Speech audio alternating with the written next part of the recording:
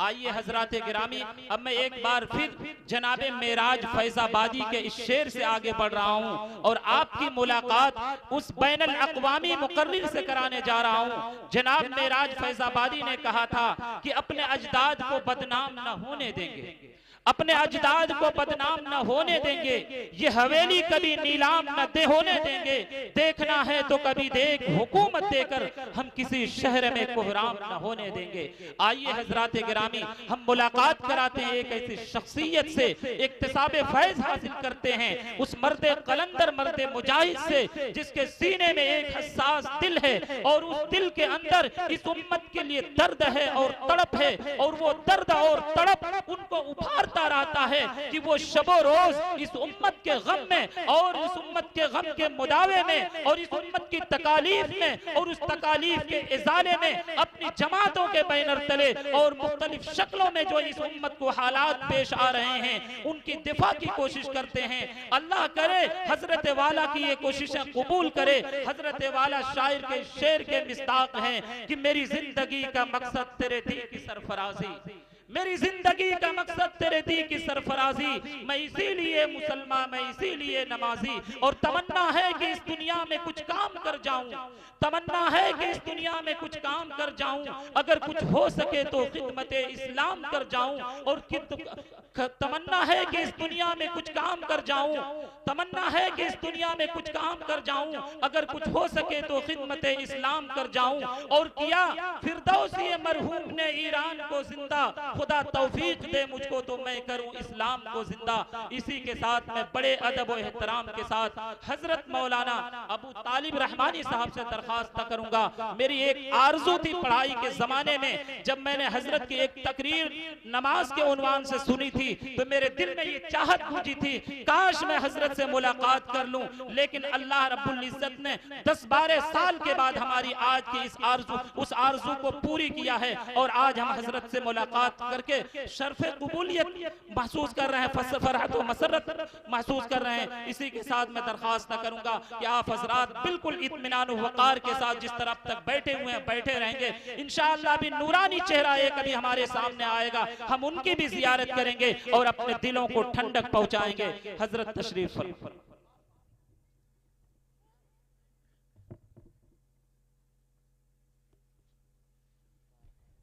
नारा तकबीर, हिंदुस्तान जिंदाबाद, हिंदुस्तान जिंदाबाद, मौलाना अबू तालिब रहमानी जिंदाबाद, पंडित जी जिंदाबाद, बिरादरान वतन जिंदाबाद। अस्सलामु अलैकुम व रहमतुल्लाहि व बरकातुहू।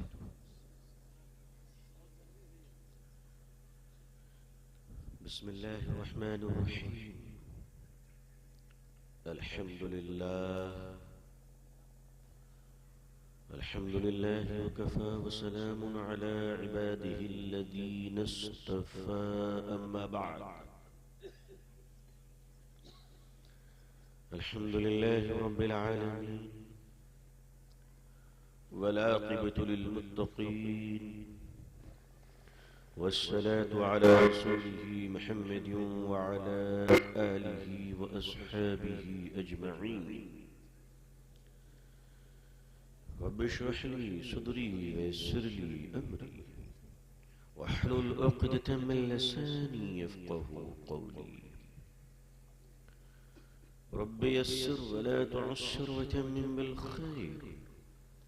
Rabbi ज़िदनी इल्मा, rabbi ज़िदनी इल्मा। अल्लाहुम्मा रब्बि ज़िदनी इल्मन व अल्हिक़नी बिस्सालिहीन। फ़अऊज़ु बिल्लाहि मिनश्शैतानिर रजीम। बिस्मिल्लाहिर रहमानिर रहीम। वइज़ा क़ील लहुम ला तुफ़सिदू फ़िल अर्ज़ क़ालू इन्नमा नहनु मुस्लिहून। सदक़ल्लाहुल अज़ीम व सदक़ रसूलुहुन नबियुल उम्मियुल करीम। अल्लाहुम्मा सल्लि अला सय्यिदिना मुहम्मदिन व इत्रतिही बिअददी कुल्लि मालूमिन लक। अल्लाहुम्मा सल्लि अला सय्यिदिना मुहम्मदिन अब्दिक व रसूलिक व अलल मुमिनीन वल मुमिनात वल मुस्लिमीन वल मुस्लिमात।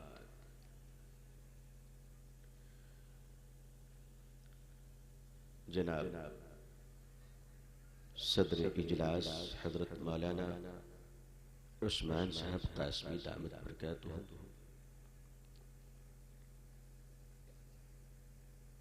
मेरे असल मुहर्रिर,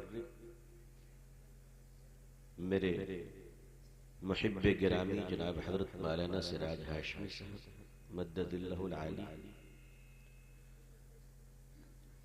हम सब के दिलों की मुराद इजलास की रूह रवां हजरत मौलाना मुराद साहब दामत बरकातुहू,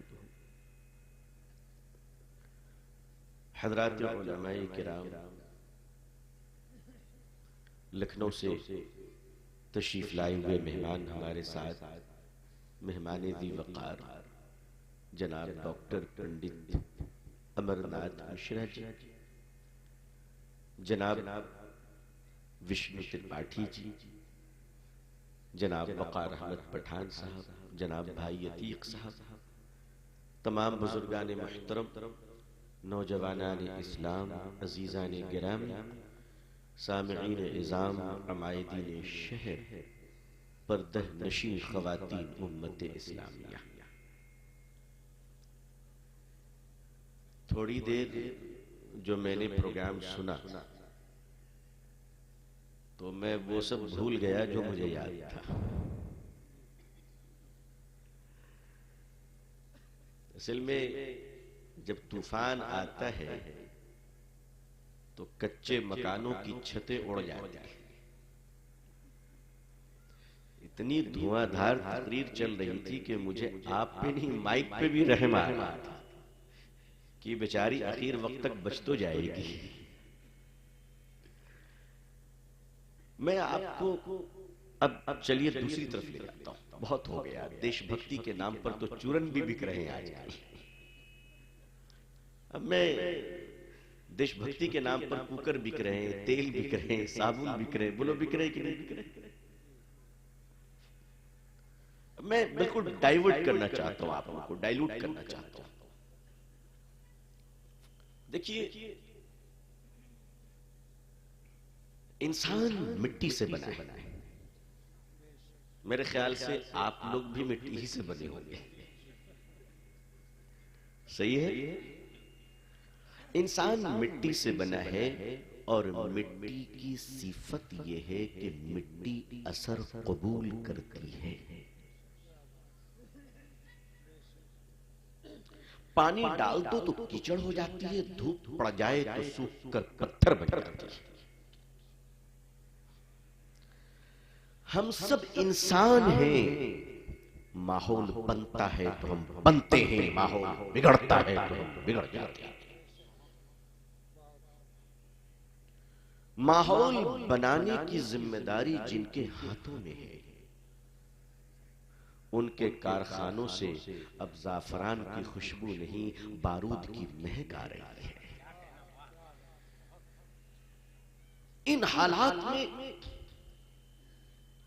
इन हालात में जब चौकीदार पे भी शक हो जाए तो पहरेदार की जिम्मेदारियां बढ़ जाती हैं। और हम और आप पहरेदार हैं। मैं आपको झिंझोड़ना चाहता हूं, अगर आप इजाजत दें, अगर आप इजाजत दें। मेरे बुजुर्गों, मेरे पास आपको देने के लिए कुछ नहीं है। मैं आपका छोटा हूं, आप मेरे बड़े, आपने कुछ दिया होता तब तो मैं वापस करता। आपने कुछ दिया ही नहीं तो मैं लौटाऊंगा क्या? हाँ, आप आइए लखनऊ, हम आपको शामी कबाब खिलाएंगे क्योंकि आपने यही दिया है। हाँ, हम आपको बिरयानी खिलाएंगे क्योंकि मेरी कौम ने बिरयानी के होटल खोले। मेरी कौम ने पिछले 70 सालों से हिंदुस्तान में चैलेंज के साथ कबाब की दुकान, पराठे की दुकान, बिरयानी की दुकान खोला। मेरी कौम के लोगों, अगर तुमने इदारे खोले होते तो एक एपीजे अब्दुल कलाम नहीं, गली गली में एपीजे अब्दुल कलाम ने दिया होता।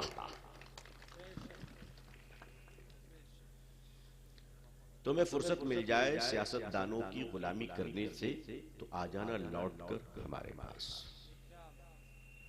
कुछ दिल की बातें मैं तुमसे करूंगा, कुछ दिल की बातें तुमसे करूंगा। अजीजान मिल्लत, चिराग अपने हाथों से बुझाकर कहते हो अंधेरा क्यों है,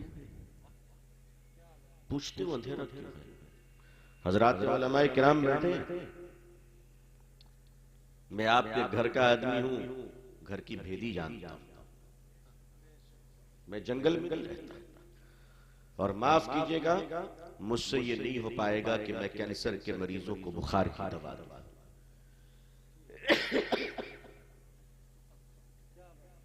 जो सच है वो आपको सुनने की ताकत लानी होगी। अजीजान मिल्लत, आपको देने के लिए मेरे पास कुछ नहीं है। आईने का एक टूटा हुआ टुकड़ा है जो मैं आपको दिखाना चाहता हूं। आप अपनी शक्ल देख लीजिए कि आप बकरी के बच्चे नहीं, आप टीपू सुल्तान जैसे शेर की औलाद हैं। अगर आप अपने आप को नहीं पहचानते, 70 सालों से हिंदुस्तान में पाबंदी के साथ हम और हमारे बड़े पाबंदी के साथ जलसा कर रहे हैं। एक चाय वाला भी जब शाम में अपनी दुकान बंद करता है तो हिसाब करता है पत्ती कितनी खर्च हुई, पानी कितना खर्च हुआ, गिलास बचे कितने, फूटे कितने, शक्कर कितनी गई, आग कितनी जली और कमाया कितना। वो लोग करते कि नहीं करते? करते हैं। मैं अपने हजरात उलमा किराम से पूछना चाहता हूं कि मेरे बुजुर्गों, 70 साल से हम भी तो जलसे कर रहे हैं, हिसाब कब कीजिएगा कि मिला क्या, मिला क्या। अब हिसाब कब कीजिएगा कि हमने पाया क्या और खोया क्या। अरे भाई हिसाब करना चाहिए कि नहीं करना चाहिए? बोलो भाई, करना चाहिए कि नहीं करना चाहिए? हिसाब करना चाहिए। हिसाब हम करते नहीं, तनकीद को तौहीन समझते हैं। हमारी मुश्किल ये है कि हम तनकीद को तौहीन समझते हैं। मेरे बुजुर्गों, आप हमारे साथ तैयार हैं हिसाब करने के लिए? तैयार हैं? हिसाब लीजिए, हिसाब दीजिए, हिसाब पूछिए।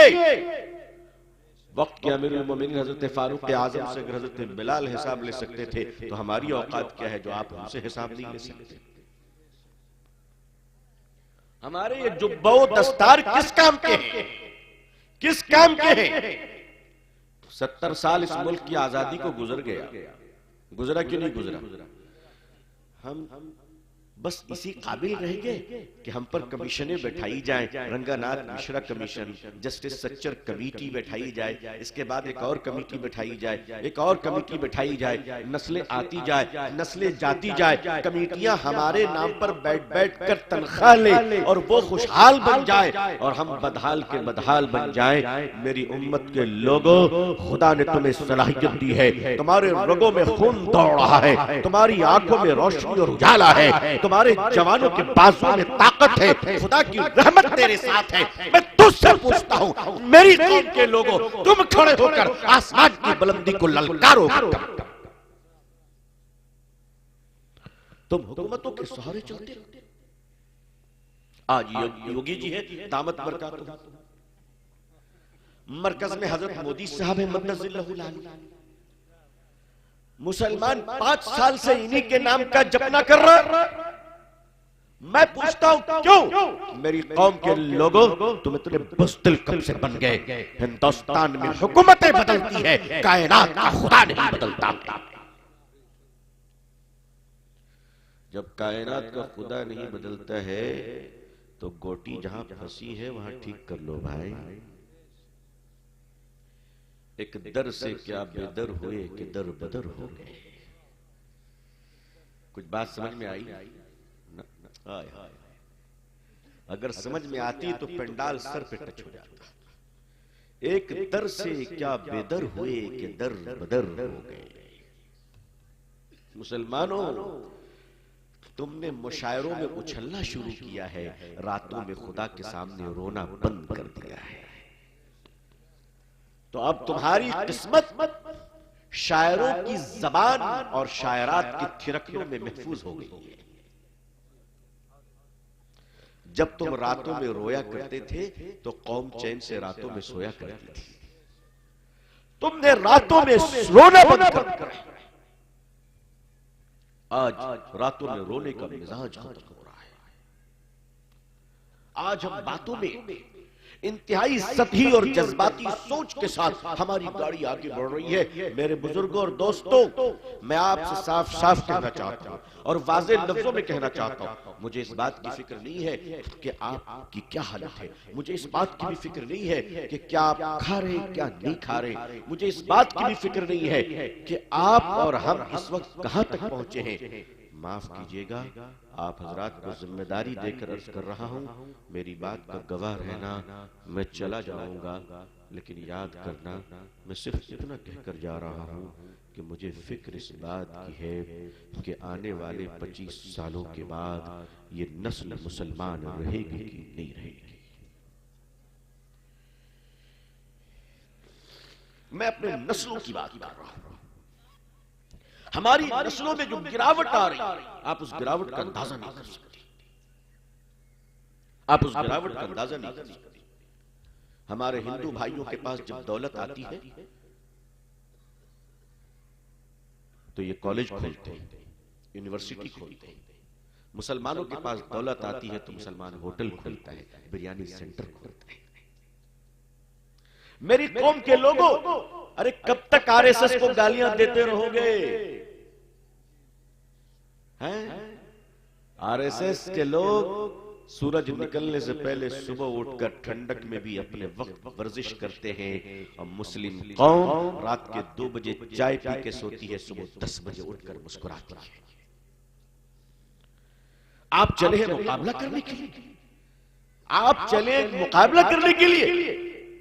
मुकाबला आप तकरीरों में कर सकते हैं, मुशायरों में कर सकते हैं, और याद रखिएगा, अंधेरे को इससे कोई फर्क नहीं पड़ता कि चिराग का दिया सोने का है या मिट्टी का है, इससे कोई फर्क नहीं पड़ता। अंधेरे को फर्क पड़ता है तो उजाले से फर्क पड़ता है, रोशनी से फर्क पड़ता है। तुम दिया जलाओगे तो रोशनी पैदा पैदा।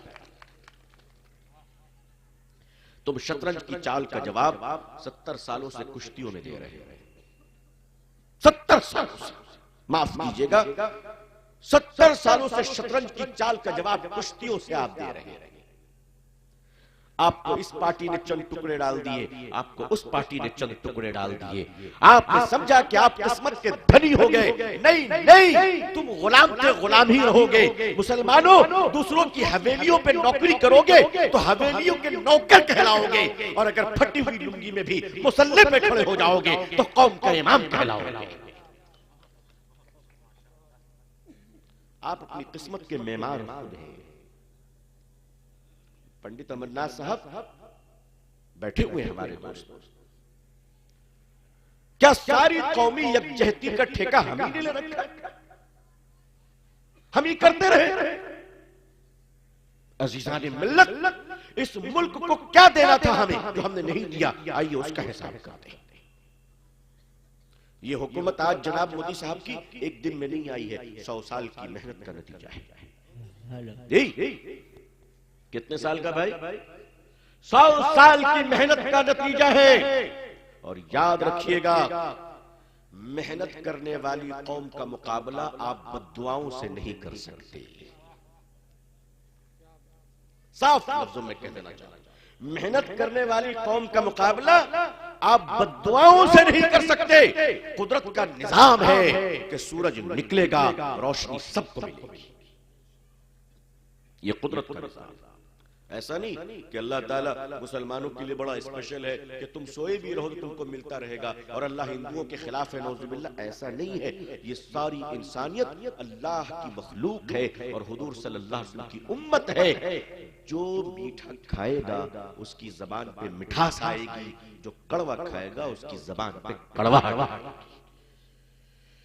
ये अल्लाह का निजाम है, अल्लाह का निजाम है। आप बद्दुआओं से नहीं चल सकते। हमने इस दुनिया में आजकल सिर्फ 2 काम किए, एक बद्दुआएं की है और दूसरी तकरीरें की है। तीसरा भी काम है। तीसरा काम क्या है? देखो भाई, ये हुकूमत की तरफ से पेड़ लगाने की मुहिम चलती है। चलती कि नहीं चलती? वृक्ष लगाए जाए, वृक्ष लगाए जाए, पौधे लगाए। अच्छा, जो पौधे लगते हैं तो गवर्नमेंट टेंडर देती है, इसमें 3 किस्म के आदमी होते हैं। एक टीम आती है जो गड्ढा खोद कर जाती है, जिसमें पौधे लगाने, गड्ढा खोद कर जाती है, मिट्टी को किनारे रख देती है। दूसरी टीम आती है जो गड्ढे में पौधे लगा कर जाती है ना भाई, पौधे लगाती है। तीसरी टीम आती है पीछे से मिट्टी डालकर गड्ढे को भरकर चली जाती है। तीनों टीम जरूरत है कि नहीं? तीनों टीम एक दूसरे की जरूरत है। हाय हाय, हमारे मुल्क में 2 टीम तो है, गड्ढा खोदने वाली, गड्ढा भरने वाली। बीच में जो पौधा लगाने वाली टीम है, ये मुसलमान, ये सो रही है। ये मुसलमान सो रही है और इसको शिकायत ये है कि गड्ढा खोदा गया था, भर दिया गया, हमसे दुश्मनी की जा रही है। आपसे कोई दुश्मनी नहीं कर सकता। याद रखिए, मुसलमान की सुस्ती मुसलमानों के वजूद की दुश्मनी है। दुश्मन, कोई दुश्मन। आपने बिला वजह कौमों को दुश्मन समझ लिया, बिला वजह हुकूमतों को दुश्मन समझ लिया। मुसलमानों, कान खोलकर याद रखो, जो पार्टियां जीतती है वो तुम्हारी चचा नहीं है, जो हारती है वो तुम्हारा मामू है। इतने तुम गुलाम क्यों बनते हो? भारत है, भारत के नागरिक है, देश के लिए जो बेहतर होगा उसको वोट देकर जिताएंगे बस। जो देश के लिए बेहतर होगा। हम देश के लिए बेहतर कब होंगे? हम बेहतर कब होंगे? मैं आपकी बात कर रहा हूं, मैं आपकी बात कर रहा हूं। आप और हम बेहतर कब होंगे? हम इस मुल्क को तरक्की के रास्ते पर कब ले जाए? हमारी कोई जिम्मेदारी नहीं, हमारी कोई जिम्मेदारी नहीं। हम अपने मदरसों के बच्चों से अब पौधे लगवाना कब शुरू करेंगे? क्यों भाई? सरकार सड़क पे पौधे लगाती है तो करोड़ रुपए जा रहे हैं। हम अपने मदरसों के बच्चे से अगर गांव में पौधे लगाएंगे, ये हमारी जिम्मेदारी है। अजीजान मिल्लत, मदरसा क्या चीज है मुझे कह लेने दीजिए। मदरसा हिंदुस्तान की कील है, मदरसा हिंदुस्तान की बुनियाद है। अगर मदरसे का वजूद हिल गया तो हिंदुस्तान का वजूद हिल जाएगा। मैं दलील से साबित करता हूं, दलील से साबित करता हूं। मदरसा हिंदुस्तान का वजूद है। आजकल लखनऊ में एक साहब है, हर 2-3 हफ्ते में उनको दौरा पड़ता है। हैजा की बीमारी हो गई होगी उन पे। इतने केसेस हैं, इतने केसेस हैं, इतने केसेस हैं कि उससे बचने के लिए गरीब की जोरू सबकी भाभी होती है। ले दे के मुसलमान ही की टुकाई करते हैं। कभी कहते हैं मदरसों में आतंकवाद बोलते हैं। मदरसे हिंदुस्तान की कील है जी, ये मैं दोबारा कह रहा हूं। क्या है मदरसे? हिंदुस्तान की कील है। भारत के पहले राष्ट्रपति का नाम क्या है भाई? डॉक्टर राजेंद्र प्रसाद जी, है ना भाई? डॉक्टर राजेंद्र प्रसाद जी दस्तखत हमेशा उर्दू में किया करते थे। क्यों जानते हैं? इसलिए कि हिंदुस्तान की आजादी से पहले बिहार के छपड़ा में डॉक्टर राजेंद्र प्रसाद जी मदरसे के पढ़े हुए तालिब इल्म थे। अगर भारत के मदरसे आतंकवाद पैदा करते हैं तो भारत का राष्ट्रपति फिर क्या होगा? बोलो भाई, क्या होगा? अरे जनाबे आली, मदरसों से आतंकवाद नहीं, मदरसों से भारत का राष्ट्रपति पैदा होता है। वो 10 साल का बच्चा तमिलनाडु की सड़क पे सुबह अखबार बेचता है और फजर की नमाज पढ़कर मदरसे के मौलवी से कुरान पढ़ता है।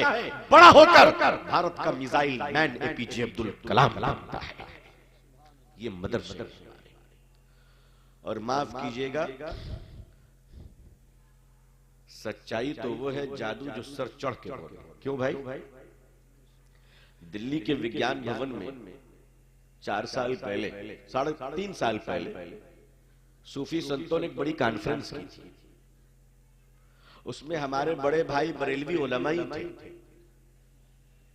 हमारे बड़े भाई जो इंतकाल कर गए, अल्लाह उनकी मगफरत फरमाए। जो जिंदा, अल्लाह उनको सेहतमंद रखे भाई।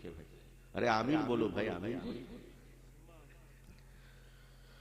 और उस प्रोग्राम के मेन स्पीकर थे हमारे भारत के माननीय आली जनाब हजरत मोदी साहब दामद बरकातहू जी। सूफी संतों पर बोलने के लिए तशरीफ लाई थी विज्ञान भवन में। लेकिन सच्चाई कुछ ऐसी है जो सबसे उगलवाने वाली है।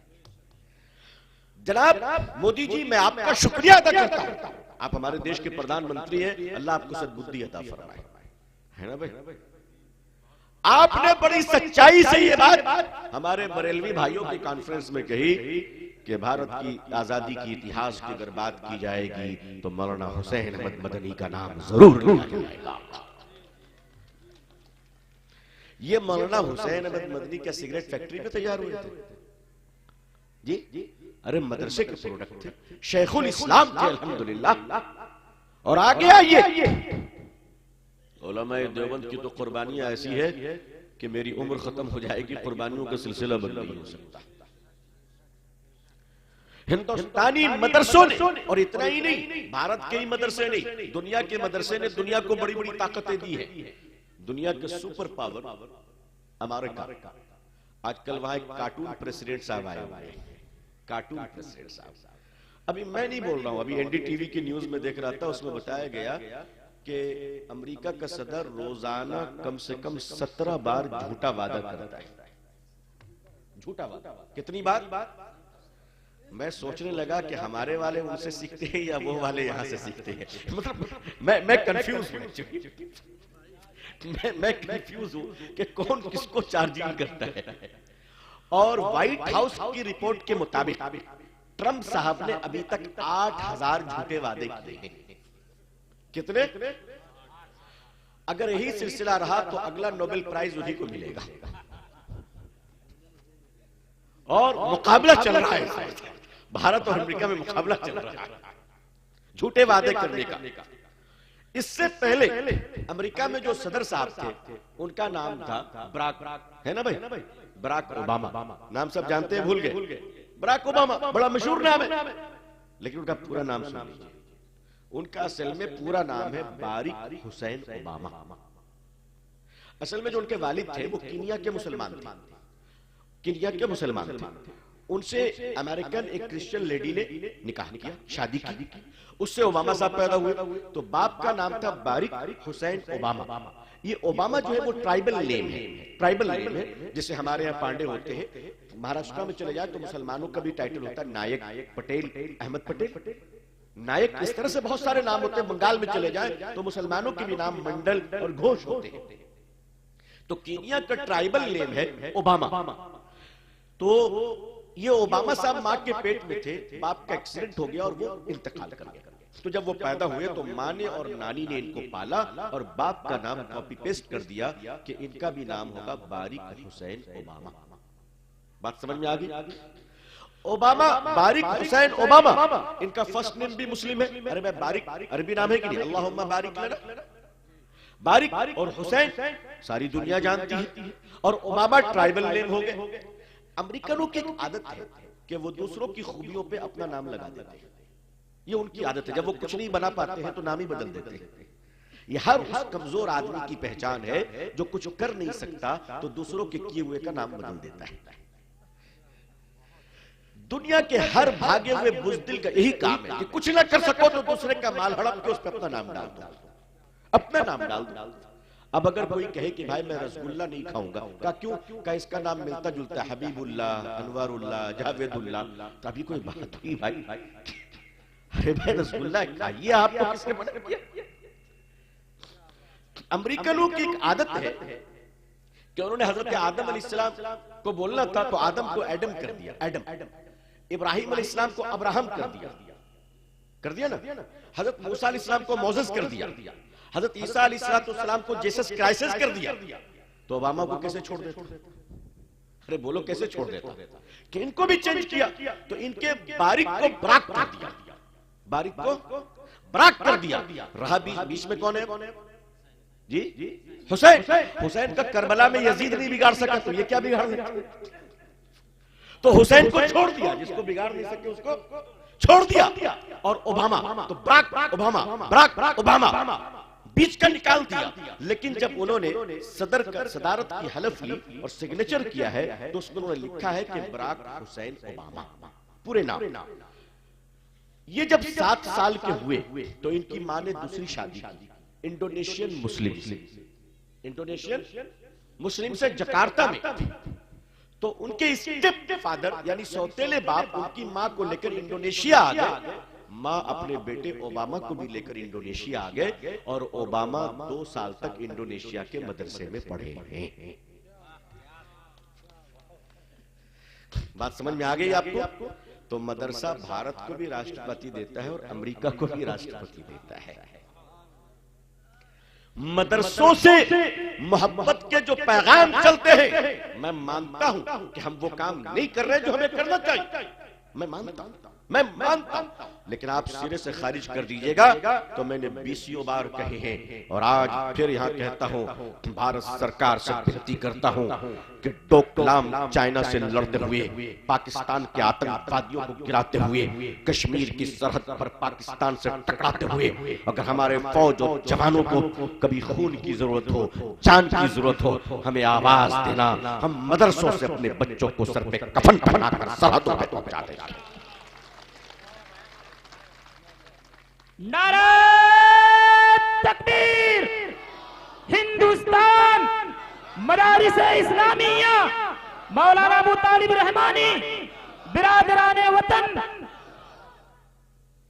हुमारा कसूर ये है, हमने इस देश के हिंदू भाइयों के साथ मोहब्बत का वो सलूक नहीं किया जो इस्लाम ने हमें हुक्म दिया है। मुसलमानों, पड़ोसियों का हक है या नहीं? भाई मुंबई से कमा लड़ाई को आगे बढ़ाओ, यानी जिहालत विरासत में चलेगी। मुसलमानों, हम उन बुजुर्गों की औलाद हैं कि जिस बुजुर्ग का बच्चा रात में रोता है कि अब्बू आम का सीजन आ गया, मुझे आम खाना है, हजरत ने कहा बेटा तेरा बाप गरीब है, आम कहां से लाएगा? किसी मुरीद ने तोहफे में एक आम दिया तो हजरत आम लेकर घर आए और कहा बच्चे को खिला देते हैं, सब्र कर लेते हैं।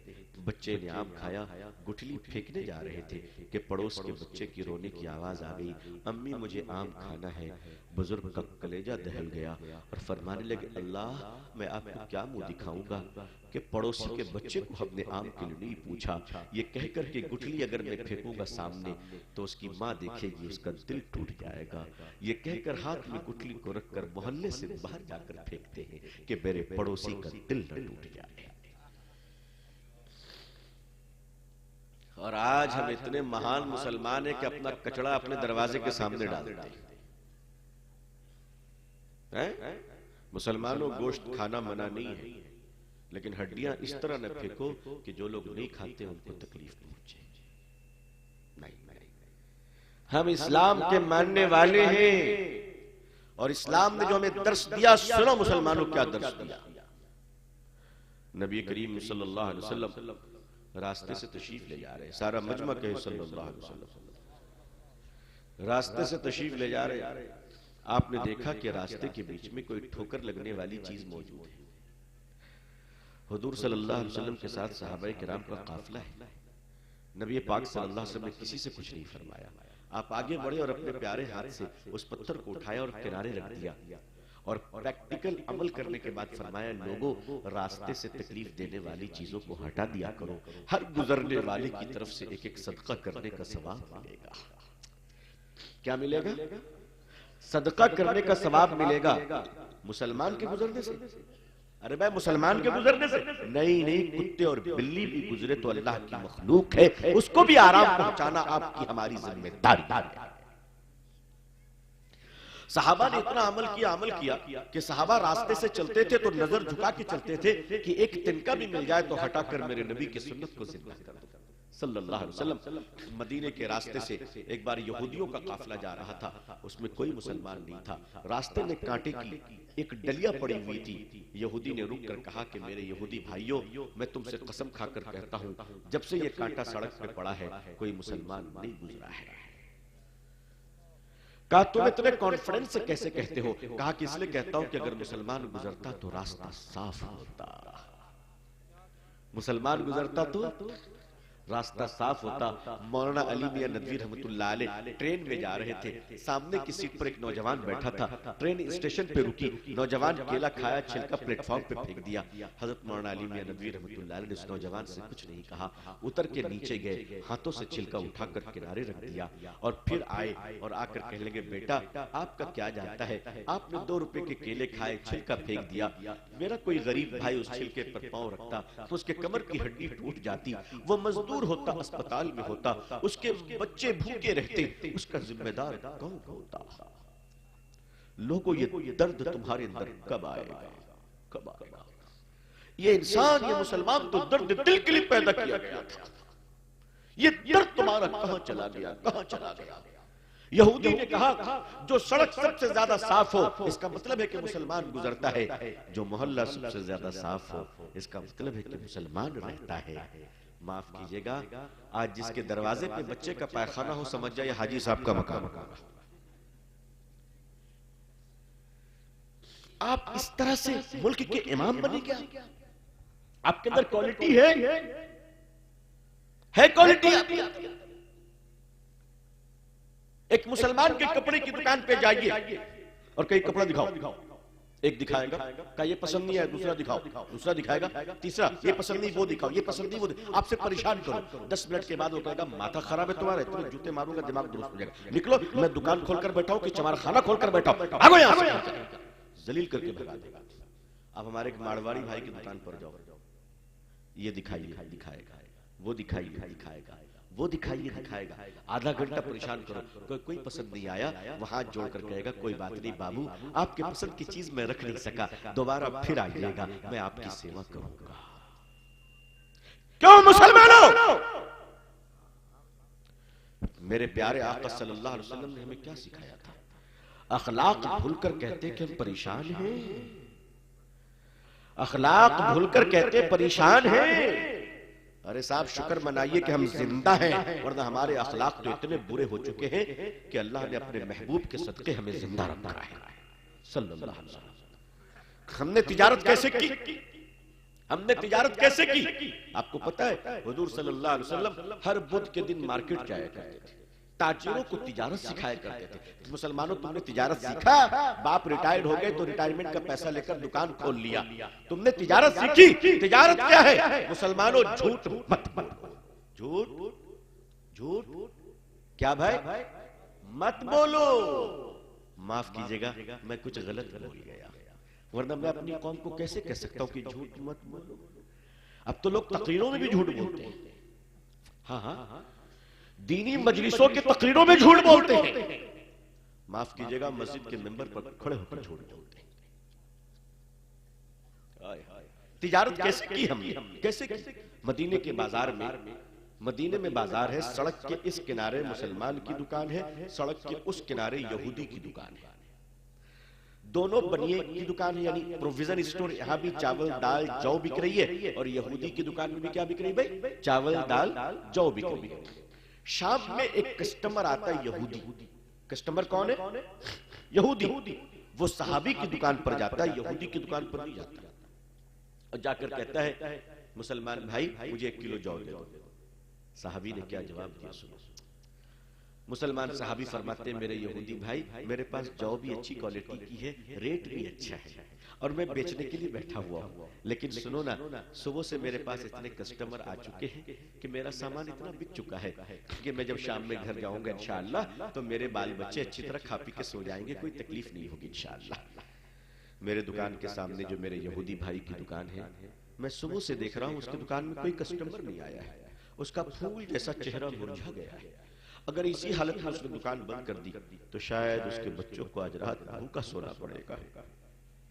मेरे यहूदी भाई, मैं तुमसे गुजारिश करता हूं कि तुम ये जौ मेरी दुकान से न लो, उस यहूदी की दुकान से ले लो, ताकि उसकी गैरत भी बाकी रह जाए और उसके घर का चूल्हा भी जल जाए।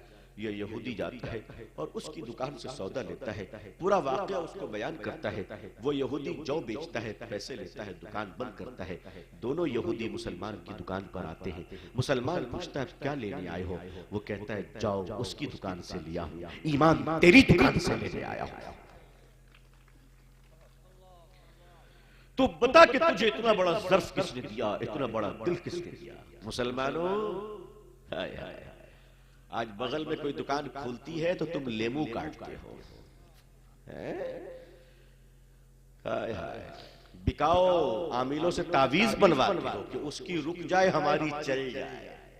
क्यों? अल्लाह ताला तुम्हारे रिश्तेदार है, उसके दुश्मन है? नहीं नहीं। मुसलमानों, तुम्हारा ईमान कहां चला गया कि रोजी अल्लाह मुकद्दर से भेजता है। जब तक अपनी रोजी खा नहीं लोगे, मरोगे नहीं, मरोगे नहीं, मरोगे। ऐसे लोग जिनकी रोजी बाकी है और कोमा में चले गए पेशेंट बनकर, तो अल्लाह ताला उनकी रोजी लिक्विड बनाकर नाक के जरिए पाइप से देकर पेट में पहुंचाते हैं और 3-3 साल जिंदा रखते हैं कि तेरा कोटा भी बाकी है, तेरा कोटा भी बाकी है। मुसलमानों, आप ये क्या कर रहे हैं?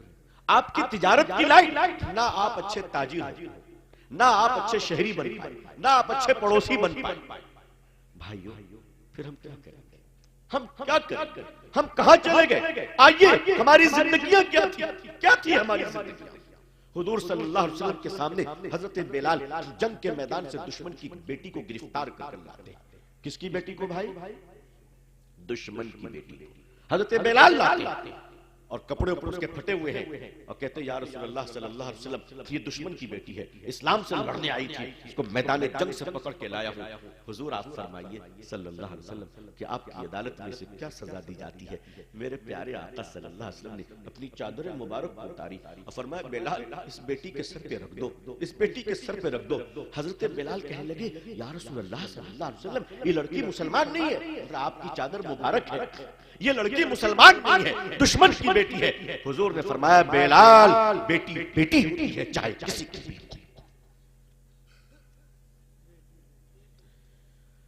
सड़कों से कितनी औरतें गुजर रही हैं।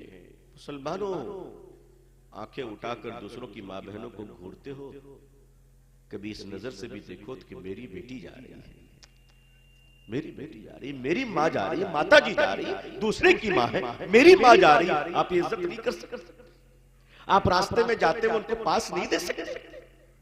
आप अस्पतालों में जाके लोगों की मदद नहीं कर सकते। आप सिर्फ जलसे करवाइए, बैनर लगवा के, बैनर लगवा के।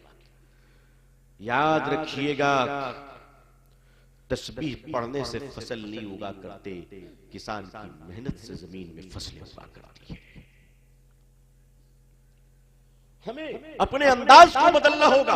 हम इंसानियत की खिदमत करें। अगर आप मुझे इजाजत दें तो मैं 3 जुमले में पूरे इस्लाम का खुलासा पेश कर दूं। 3 जुमलों में इंशाअल्लाह पूरे इस्लाम का खुलासा, पूरे इस्लाम का खुलासा। कितने जुमलों में बुजुर्गों? 3 जुमलों में। याद रखेंगे इंशाअल्लाह, याद रख लीजिए। 3 जुमलों में मुकम्मल इस्लाम का खुलासा पेश खिदमत है। नंबर 1, इबादत अल्लाह किसकी भाई? सारा मजमा है। इबादत अल्लाह की, इताअत रसूल अल्लाह की सल्लल्लाहु अलैहि वसल्लम। इताअत किसकी करेंगे? है ना? इबादत किसकी? अल्लाह की। इताअत किसकी? रसूल अल्लाह की सल्लल्लाहु अलैहि वसल्लम। और खिदमत खल्क़े खुदा की, खिदमत खल्क़े खुदा की। किसकी भाई? नहीं नहीं, आप नहीं समझे। आप समझ रहे हैं? मैं कह रहा हूं कि खिदमत मुसलमान की। आप यही समझ रहे हैं ना जी? खिदमत खल्क़े खुदा की, अल्लाह की हर मखलूक की खिदमत को अपने ऊपर लाजिम कर लो मेरे बुजुर्गों। जो कौम इंसानियत की खिदमत नहीं करती है वो कौम जमीन से हटा दी जाती है। खिदमत करने वाले हाथ, खिदमत करने वाले हाथ, सुना आपने मैंने क्या कहा? खिदमत करने वाले हाथ दुआएं देने वाले होठों से अफजल हुआ करते हैं। काम आना सीखो मेरे भाइयों, काम आना सीखो। आज आपके रिश्ते पड़ोसी से अच्छे। हेलो, ये कौन दूसरे मुकर्रिर है?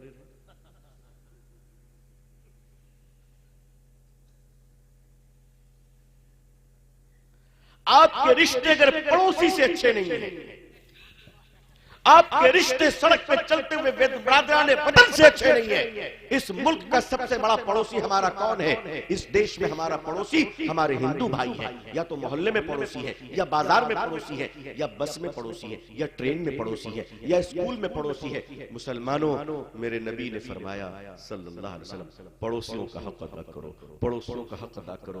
आओ मुसलमानों, हम इन पड़ोसियों का दिल जीतते हैं इंशाअल्लाह, ये कहकर कि मेरे पड़ोसी, मैं तेरी खिदमत करूंगा, इसलिए नहीं कि तू खुश हो जा, इसलिए कि मेरा खुदा मुझसे खुश हो जाएगा। आप देखें इंशाअल्लाह, जब आपका ये तरीक़े अमल शुरू होगा, याद रखिएगा, याद रखिएगा कि दुनिया का सबसे खूबसूरत पौधे का नाम है मोहब्बत। दुनिया के सबसे खूबसूरत पौधे का नाम है मोहब्बत, और मोहब्बत का पौधा जमीन पर नहीं, इंसान के दिलों में उगा कर रहा है। मुसलमानों, इस पौधे की परवरिश कीजिए इंशाअल्लाह, इस पौधे की परवरिश कीजिए। सियासत का शिकार न होइए। आपका काम इलेक्शनों में कूद फांद करना नहीं है, नहीं, बिल्कुल। आपका काम इलेक्शनों में ऊपर नीचे टांगे करना नहीं है। आपका काम सिर्फ ये है, इलेक्शन आए तो अपने वोटों का सही इस्तेमाल करते हुए इस मुल्क को बचाना आपकी जिम्मेदारी है। आप जितना ऊट पटांग कर ले, उछल कूद कर ले, आप कुछ नहीं बन सकते।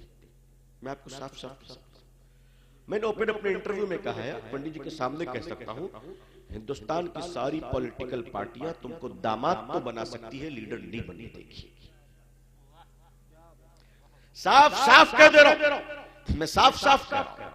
इसलिए मुसलमानों, अपनी ट्रैक चेंज कर दो। अब ट्रैक काम पे ध्यान दीजिए, तालीम पे ध्यान दीजिए, तहजीब पे ध्यान दीजिए, अपनी नस्लों पे ध्यान दीजिए, और मिलकर आइए तो हिंदुस्तान पर ध्यान दीजिए कि वतन कायम रहेगा, वतन महफूज रहेगा, वतन में सलामती रहेगी इंशाअल्लाह। तो ये मुल्क आगे बढ़ेगा तो हम भी आगे बढ़ेंगे।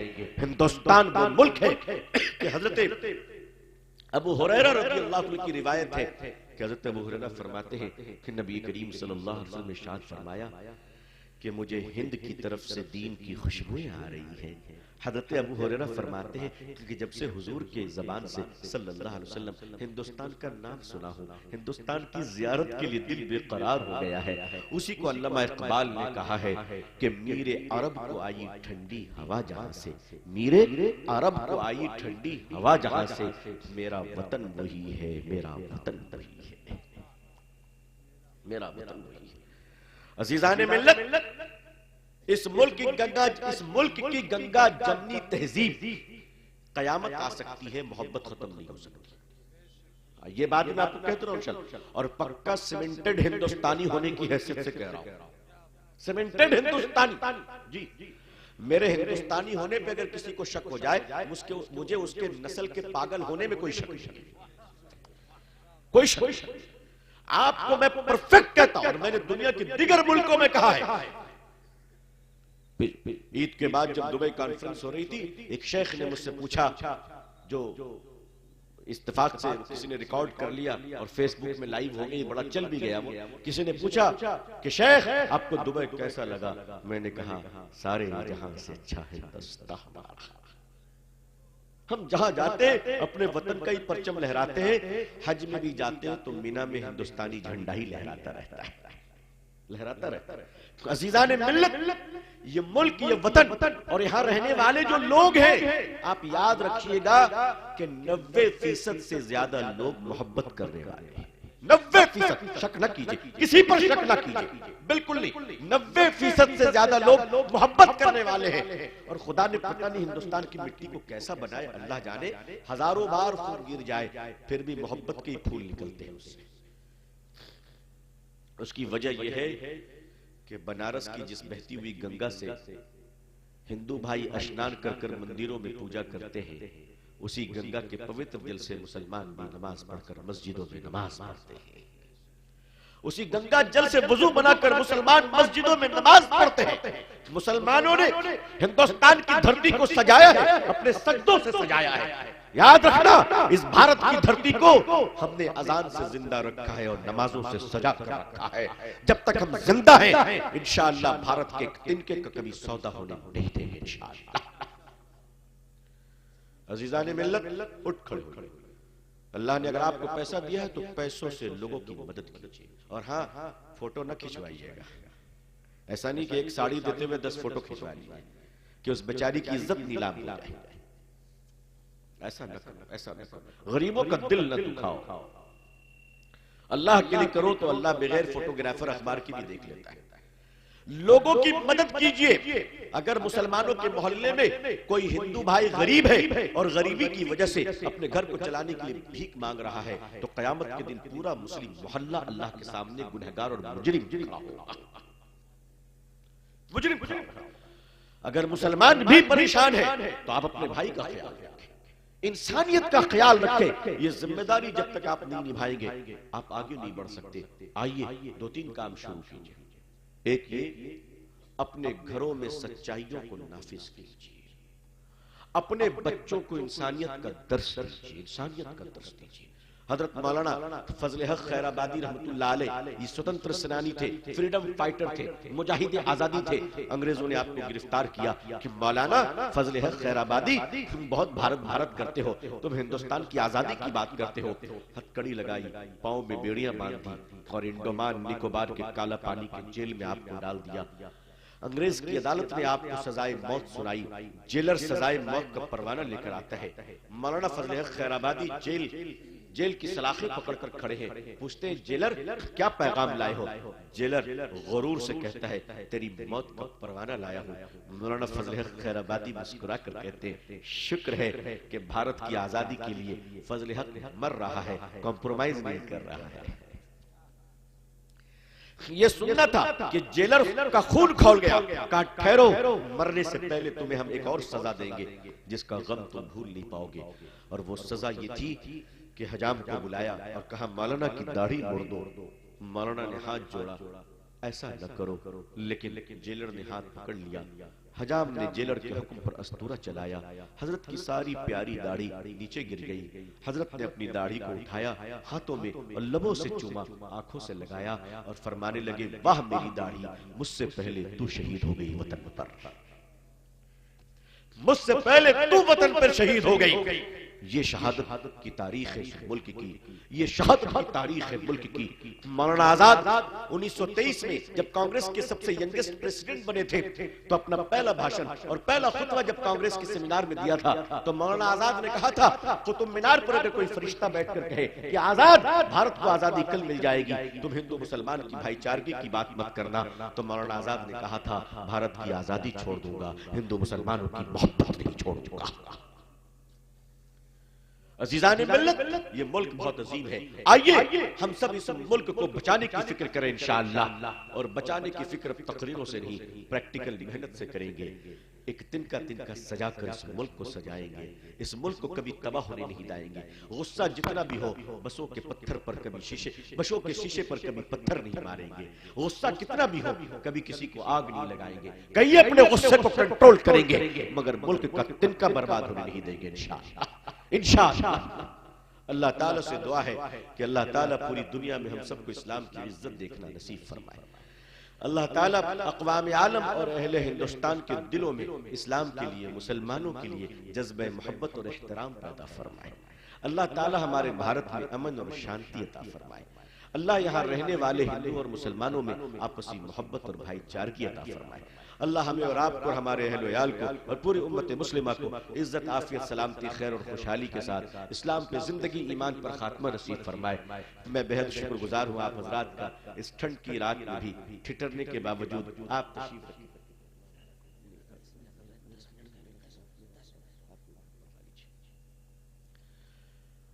अजीज़ान मिल्लत, इस सर्दी की ठिठुरती हुई रात में भी आपने जिस सब्र, मोहब्बत और पूरे इस्तिक़लाल का मुज़ाहिरा किया है वो काबिल तारीफ है। अल्लाह अपने शान निशान आपको इसका अजर अता फरमाए। अल्लाह अपने शान निशान इसका अजर अता फरमाए। लेकिन ये बात है, मैं तो चला जाऊंगा आपकी दुआएं लेकर। आप दुआ दे दीजिए कि अल्लाह ताला मुझे सलामती और आफियत अता फरमाए, अल्लाह ताला हमें खैर अता फरमाए। मैं तो चला जाऊंगा, मेरी तकरीर का असर कल से आप में से हर एक पर नजर आना चाहिए। जब आप सड़क से गुजरे, जब आप सड़क से गुजरे, गांव से गुजरे, मोहल्ले से गुजरे, बसों से गुजरे, ट्रेन से गुजरे, रास्तों से गुजरे, कैसे नजर आना चाहिए कि जब आप रास्तों से गुजरे तो दुनिया देखकर ये कहने पर मजबूर हो जाए अल्लाह उम्मत ऐसी है तो उम्मत का रसूल कैसा होगा। सल्लल्लाहु अलैहि वसल्लम। उम्मत ऐसी है तो उम्मत का रसूल कैसा होगा? हजरात गिरामी, हजरत मौलाना सिराज हाशमी साहब ने गुजारिश कर दी, हालांकि मेरा मिजाज नहीं है, मैं तो पीक पर आने के बाद जब तकरीर खत्म करता हूं तो बहुत कम सुना करता हूं, लेकिन हम सब के मखदूम गिरामी महबूबुल उलमा मुशफिक व मुरब्बी हजरत मौलाना सैयद सलमान साहब मंसूर पूरी दामत बरकातहू, जो इस वक्त फकीहुल असर भी है, मुहद्दिस भी है माशाअल्लाह, और तकवा और परहेजगारी और पाकीज़गी का मजहर है। मुझे भी अल्लाह ने हजरत से बड़ी मोहब्बत दी है, और जाहिर सी बात है कि यूं ही चलकर नहीं ये तर्ज सुखन आया है, यूं ही चलकर नहीं ये तर्ज सुखन आया है, पांव दाबे हैं बुजुर्गों के तो फन आया है। तो जाहिर सी बात है मैं तो इन्हीं दर से आया हूं, मेरी क्या औकात है। लेकिन मैं आपसे गुजारिश करता हूं, चूंकि मेरी तबीयत ठीक नहीं, आप अंदाजा कर रहे होंगे, दरमियान में गले में सख्त और शदीद दर्द है, आप लोगों की दुआएं हैं माशाअल्लाह, कुछ बोल लिया। मैं मेजबान जलसा से भी दरखास्त करूंगा और आप सबसे दरखास्त करूंगा कि आप सब बिल्कुल ऐसे ही बैठे रहें। हजरत वाला दामद बरकातुहू तशरीफ ला रहे, क्योंकि भारतीय रेल जो है वो डिजिटल स्पीड से चल रही है आजकल, तो वो स्पीड कंट्रोल नहीं हो रहा है, तो ड्राइवर को पता नहीं चलता है कि 5 घंटे आगे चल रही है, 5 घंटे पीछे चल रही है। दूसरी बात कि स्टेशनों के नाम भी बदल गए, तो गार्ड को समझ में नहीं आता कहाँ रोकना है कहाँ नहीं रोकना है, तो 2-4 साल थोड़ा लगेगा ये सबको जरा समझने में, क्योंकि पुरानी जगह नई जगह तो वो समझ नहीं पाते कि यहाँ रुकना है यहाँ नहीं रुकना है। तो ये सब चक्कर में मुरादाबाद से रायबरेली तक ट्रेन जो है अल्लाह का शुक्र है पहुंच गई है, अल्लाह का करम है, अल्लाह का करम में पहुंच गई है, और 5 घंटे विलंब से पहुंची है। पूरे रेलवे डिपार्टमेंट को खेद है, हम क्या बिगाड़ सकते हैं किसी का, भाई इतना ही तो बोलते। तो अब वो ट्रेन भी आ गई, हजरत वाला भी तशरीफ ले आए अल्हम्दुलिल्लाह। हजरत वाला का आरिफाना खिताब होगा, आलिमाना खिताब होगा, आप सब एक एक फर्द बैठेंगे इंशाअल्लाह, बैठेंगे इंशाअल्लाह, मजबूत मुसलमान हैं अल्हम्दुलिल्लाह, वादे के पक्के, आज ही पता चलेगा, आज ही पता चलेगा, जो अपनों में वादा ना निभाए वो दूसरों में क्या निभाएगा। हम आपसे दुआएं लेकर निकल रहे हैं, आप सब इसी तरह तशरीफ रखें, आप सब मुसाफिर की जहमत ना करें। मैं आप हजरात का छोटा हूं, अजीज हूं, आप उठेंगे मुझे अच्छा नहीं लगेगा। मैं आप सबको सलाम कर रहा हूं, अस्सलामु अलैकुम व रहमतुल्लाहि व बरकातुहू। आपको मुझसे मोहब्बत है, मेरे लिए दुआ कर दीजिए कि अल्लाह मुझे ईमान पर खात्मा नसीब फरमाए, अपनी मोहब्बत और मार्फत नसीब फरमाए, अल्लाह हमसे मुल्क और मिल्लत के लिए अच्छे खिदमात ले ले, आमीन या रब्बल आलमीन। आखिर दावाना अल्हम्दुलिल्लाहि रब्बिल आलमीन, वस्सलामु अलैकुम व रहमतुल्लाहि व बरकातुहू।